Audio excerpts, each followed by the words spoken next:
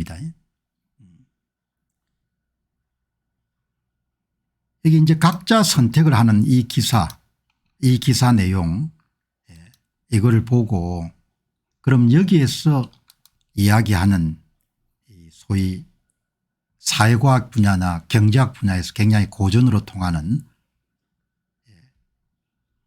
허심한 교수가 썼던 Exit, Voice and Loyalty는 뭐 잘 아시는 분도 계시겠지만 좀 익숙하지 않은 분들이 계시는데 굉장히 중요한 그런 내용을 담고 있기 때문에 원론적으로 한번 살펴보도록 그렇게 하겠습니다.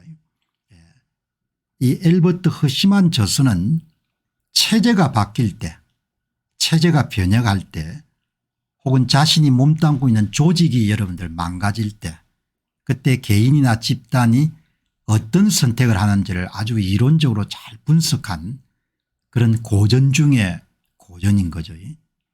이거는 뭐 예를 들면은 히틀러가 집권할 때 유대인의 선택에도 여러분들 충분히 설명이 가능하고, 홍콩 시위 참가자들이 내린 선택도 설명이 가능하고, 그다음에 체코슬라바키아나 헝가리 같은 그런 나라가 2차 세계대전 이후에 아주 짧았던 자유의 봄날이 가고 난 다음에 소련에 의해서 무자비하게 여러분들 그냥 제압당하던 그런 시대도 나고, 지금 북한 동포들이 처한 딱한 상황을 해석하는 데도 굉장히 유용한 이론적 틀을 제공한 것이 이 엘버트 허시만의 Exit, Voice and Loyalty, 탈출, 항의 그리고 충성, 이 저서죠.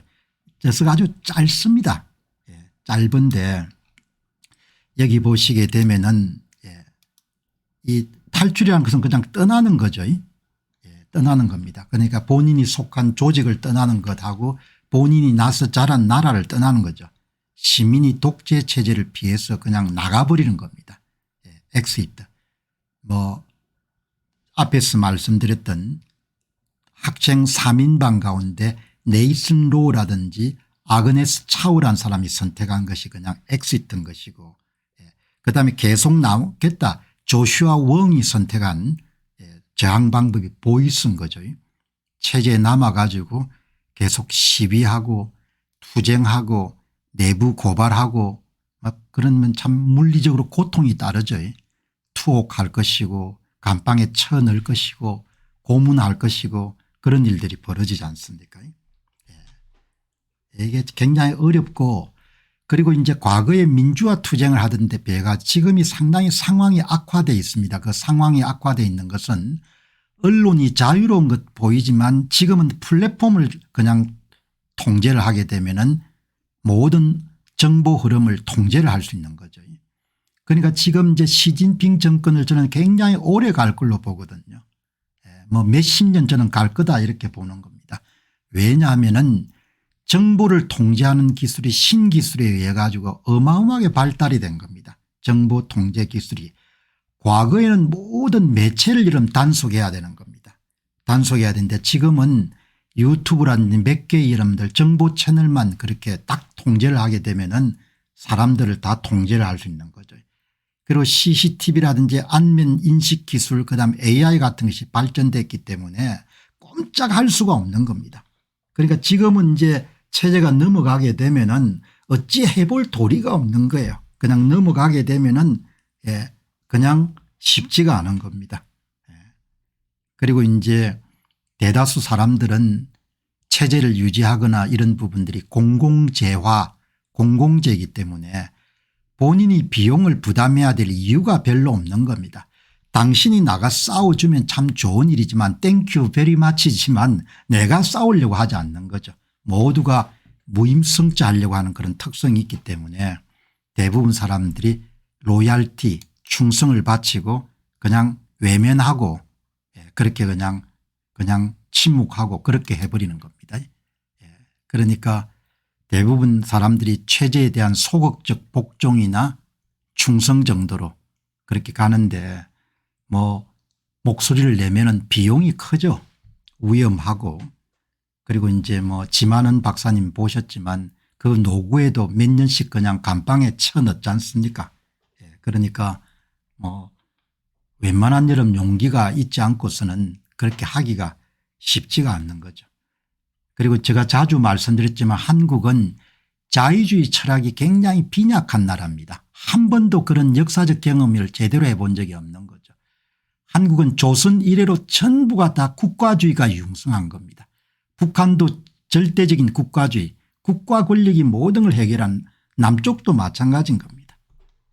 그러니까 역사적 경험이라든지 역사적 전통 같은 것이 굉장히 중요한데 그런 자유민주주의를 그냥 계속 누릴 수 있는 그런 역사적 경험이나 이런 부분들이 우리한테 그렇게 풍성하지가 않은 거죠. 그러니까 어떻든 오늘 그 사건을 보면서 저는 뭐 긍정적인 이야기를 하겠지만 이런 체제 변화나 이런 부분이 발생할 때는 정말 앞으로 일어나게 될 상황을 잘 설명한 이론서가 Exit, Voice and Loyalty라는 이런 이론서가 이론이란 것은 일어나지 않은 사건을 전망하거나 추론하는 데 도움이 되지 않습니까? 굉장히 명저서입니다. 한번 참조를 하시기 바랍니다. 부당하더라도 아무도 이야기를 하지 않지 않습니까? 지만은 박사가 어마어마하게 고생을 하지 않습니까? 그 노구에 얼마나 이런 본인이 말씀을 안 하시지만 고생을 많이 했겠습니까? 그러니까 또 그거를 지금 또 이미 서부지법 때문에 여러분들 지금 감옥에 갇혀 있는 젊은 사람들도 마찬가지고 그렇게 여러분들 나라가 그냥 어려움을 겪게 되는 거죠. 그래서 여러분들 이제 생각이 방송을 준비하는 것은 생각이 계속해서 이렇게 이동하는 거니까 그래서 이런 질문을 던져본 겁니다. 1937년 무렵에 나치가 독일에서 권력을 장악할 무렵에 독일에서 경제적 토대를 구축한 유대인들도 많은 고민과 갈등을 했을 겁니다. 서둘러 독일을 탈출한 사람들도 있었고 그렇지 않은 사람들도 있었을 것입니다. 독일을 탈출하지 못한 사람들 가운데 상당수가 나중에 수용소에서 생을 마감했을 것입니다. 나치 권력 장악을 전후해서 유대인들이 처한 상황과 개인에 따라서 다른 선택을 이야기해 주시기 바랍니다. 이렇게 한번 물어본 겁니다. 오늘 이 체제 변화와 관련해서 개인이 선택한 특별한 사건을 이렇게 접했기 때문에 이렇게 여러분 요즘에는 참 좋은 세상이 돼 가지고 닥터 AI한테 물어보니까 닥터 AI가 1933년에 히틀러가 독일 총리가 되고 나치가 권력을 장악한 이후에 몇 년 시간이 있었습니다.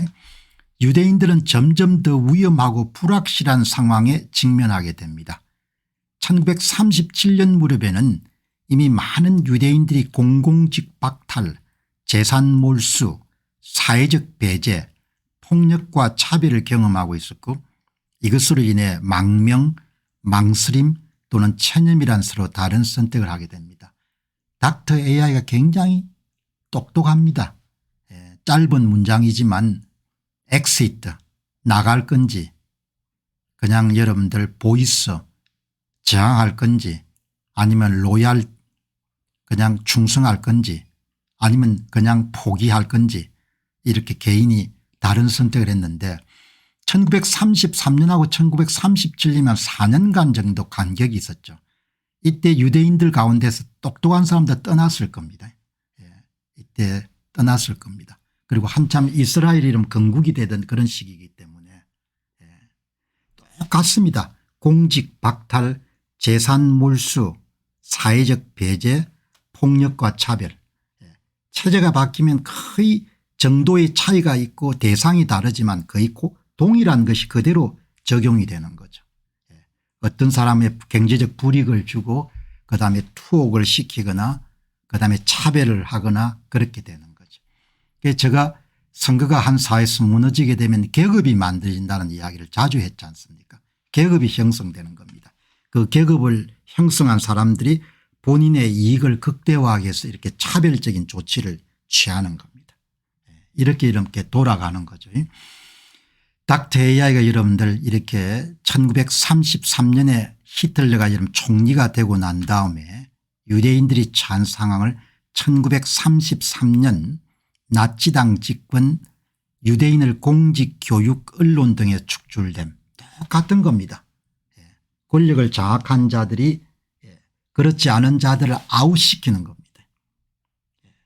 권력을 장악한 사람들의 이익을 극대화하기 위해 가지고 다른 사람을 그냥 배제를 시키는 거죠. 그래서 여러분들 선거를 지키는 것이 그렇게 중요한 겁니다.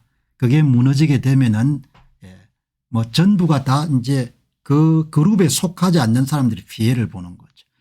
1935년도에 뉘른베르크 법 제정, 유대인은 시민권을 박탈당하고 독일인과의 결혼이나 성관계를 금지당했다. 그러니까 이 1년 사이에 그냥 뭐 별일이 있겠나 그렇게 생각했던 사람이 많을 겁니다. 그 사람들은 대부분 죽은 겁니다. 다음에. 그러니까 개인이 내리는 선택이라는 게 그렇게 중요한 겁니다. 1938년도에 수정의 밤 유대인 상점이나 회당이 대규모로 파괴되고 방화 대상이 되는 거죠. 그때 3만 명 이상이 체포당하고 1939년도에 폴란드가 침공당하고 2차 세계대전이 발발하는 거죠. 역사라는 것은 반복되지 않지만 항상 귀한 그런 교훈을 주는 거죠. 그러니까 시대 변화를 읽고 그 변화에 발맞춰서 여러분들 자신의 삶의 방식이나 이런 것을 결정하는 것은 엄청나게 중요한 것이고 그것은 자유를 지키는 길일 수도 있고 생명을 지키는 수도 있고 그다음에 본인의 재산을 지킬 수가 있는 거죠. 이렇게 여러분들 돌아가는 겁니다. 아니 뭐 지금 이렇게 아침 일찍 귀한 시간에 1930년대 나치 이야기를 왜 합니까 이렇게 생각하는 사람도 있을 겁니다. 그러니까 뭐 다수에게 제가 인기가 있는 그런 콘텐츠가 아니지만 이야기하는 것은 내가 갖고 있는 경험이나 지식을 미뤄볼 때 오늘 함흥에서 1946년생으로 여러분들 38선을 부모 손을 잡고 건넜던 분이 경복고등학교 연세대학교 제조업으로 성공하신 서초동에 다신 분이 헌재 선고를 앞두고 여러분들 목숨을 끊은 사건에 대해서 너무나 제가 참 가슴 아프게 생각하기 때문에 그것이 어떤 맥락에서 해석이 돼야 되는지 이런 부분을 제가 재해석해서 여러분들에게 말씀을 드리는 겁니다. 이렇게 돌아가는 거죠. 사람이 변신할 수 있는 몇 번의 기회가 있었던 겁니다. 시간이. 그런데 뭐 다들 무슨 일이 있겠냐 뭐 그렇게 생각한 거죠. 독일을 떠난 사람들은 어떤 사람이 있는가 하니까 우리가 잘 아는 아인슈타인, 한나 아렌트, 범죄의 뭐 평범성가는 지그문트 프로이드, 영어 실력과 해외 인맥이 있었던 사람들, 자녀를 보호하기 위한 가족 단위의 이주들, 지적 사회적 네트워크가 있는 고학력층, 또 이때는 미국으로 많이 떠났지만 영국, 미국 그리고 이스라엘이 건국되던 시점이 때 이스라엘을 떠난 사람들도 많습니다.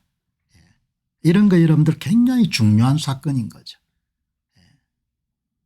이런 것을 아무도 이야기해 주는 사람이 있기 때문에 제가 이렇게 이야기를 여러분들이 드리는 겁니다. 반응은 각각 다르겠지만 또 남은 사람들이 있는 겁니다. 별 일이 없을 것이다. 머무르기로 한 사람들은 이런 기반을 많이 여기서 평생 살았는데 내가 가진 것을 다 놓고 갈 수가 없다. 그래서 38선이 거지기 전에 많이 못 넘어온 겁니다. 이북에서 이런 지주 출신들 지주되는 분들은 뭐 김일성 정권이 등장한 다음에 토지 매각이 쉽지가 않고 하니까 그냥 일제시대도 다 지나갔는데 뭐 저 사람들이야 우리하고 다 동족인데 별일 있겠나 이렇게 생각해서 못 넘어와 가지고 여러분들 이산가족이 되거나 아니면 집안이 풍지박산이 된 사람들이 엄청나게 많은 거죠. 여기서 평생 살아왔는데 내가 가진 걸 다 놓고 갈 수가 없다 이런 거죠. 그다음에 뭐 비자를 발급하거나 입국도 굉장히 어려웠고 그다음에 정보 부족이라는 것은 앞으로 어떤 일이 일어날지에 대해서 미래의 일이기 때문에 미래의 일은 대부분 사람들이 낙관적으로 보고 싶죠. 별일이 있겠냐. 미래에 본인들이 죽을 수도 있다고 생각했으면 떠났겠죠. 그렇게 판단했던 사람은 대부분 독일에서 다 죽었던 거죠. 이렇게 이런 보시는 겁니다. 희망적 착각, 사람은 대부분 희망을 먹고 살기 때문에 부정적인 생각을 안 하려고 하는 겁니다. 일제시대 또 여러분들 다 참고 견뎠는데 아니 김일성 정권이라고 우리하고 똑같은 사람인데 별일이 있겠나 이렇게 생각해서 38선을 못 넘었던 사람들은 대부분 고초를 겪었죠. 대다수가 1941년 이후에 강제 수용소로 끌려가 목숨을 잃었고 유대인 자산은 국가에 의해서 몰수되거나 아리화화 과정을 거쳤다. 1933년부터 1941년 사이에 기간이 있었던 겁니다. 한 7년 정도. 그 기간을 대부분 사람들 놓쳤던 사람들은 다들 이유가 있을 겁니다. 뭐 재산 정리가 안 됐다든지 그다음에 또 뭐 좀 미래를 낙관적으로 봤다든지 이렇게 생각하신 분들은 대부분 다 이제 고인이 다 됐겠죠. 이렇게 여러분들 세상이 판단에 따라서 이렇게 다른 겁니다. 이제 남았던 사람은 뭐 여러분이 잘 아시는 안네 프랑크 가족은 화란 네덜란드에서 이제 거의 전쟁이 끝나기 조금 전에 잡혀가 다 죽지 않습니까? 네덜란드에서. 그다음에 빅토르 클렘페러 저는 잘 모르는 분인데 다음에 한번 조사를 해가지고 한번 다루도록 하겠습니다. 드레스덴의 유대인 교수인데 아내가 비유대인 아내와 결혼해 수용소로 끌려가지 않았는데 1934년에 1945년까지 일기를 썼으니까 굉장히 귀한 일기겠네. 언어는 나치의 가장 강력한 무기였다. 되게 나라가 비정상적인 국가로 달려갈 때 언어가 여러분들 오염이 되죠. 언어가 타락을 하게 되는 겁니다. 언어가 타락을 해가지고 이제 일종의 나라가 여러분들 그냥 주저앉는 나라가 전체주의화의 길을 걸어갈 때 언어가 타락을 하는 거죠. 언어는 나치의 가장 강력한 무기였다. 그렇게 여러분들 보시면 좋을 것 같습니다. 빅토르 클렘펠러 다음에 한번 조사를 해가지고 공부를 해봐야겠네요. 경제적 여유나 언어 능력, 해외 인맥, 타이밍, 생존 가능성을 좌우한 겁니다. 그런데 역사의 큰 흐름 속에서 개인은 미래와 관련되기 때문에 정보가 제한적이고 그다음에 또 감정적인 그런 혼란 속에서 제대로 결정을 못 내렸던 거죠. 그렇게 보시면 좋을 것 같습니다. 오늘 이 방송을 하는 것은 이 체제가 크게 요동칠 때 개인이 어떤 선택을 내리는가 이런 부분들은 제가 젊은 날부터 관심을 많이 가졌던 주제이기 때문에 오늘 마침 두 가지 사건 대한민국의 입법권이 특정 정당의 장난감이 돼버렸다는 그런 한 신문에 사설을 하고 함흥에서 나서 여러분들 월남했던 1946년생에 굉장히 안정된 분이 목숨을 끊은 사건들이 두 가지가 결국 저 눈에는 허심한 박사의 탈출, 항의 그리고 충성 이 책의 여러분들 이론적 근거대로 그대로 해석이 가능하기 때문에 오늘 여러분 1930년대 히틀러 권력이 여러분들 등장할 때 유대인들이 어떤 선택을 했는가라는 부분을 여러분과 함께 한번 살펴보게 됐습니다. 여러분 이 피터 드러커는 히틀러 권력이 등장할 때 가장 예리하게 상황을 내다보고 자신과 가족을 구한 사례가 경영학계의 대부인 피터 드러커 교수의 사례일 겁니다. 이분은 수많은 그런 업적을 남겼지만 그 가운데서도 역사의 변곡점이라는 그런 기로에 섰을 때 한 개인이 어떤 선택을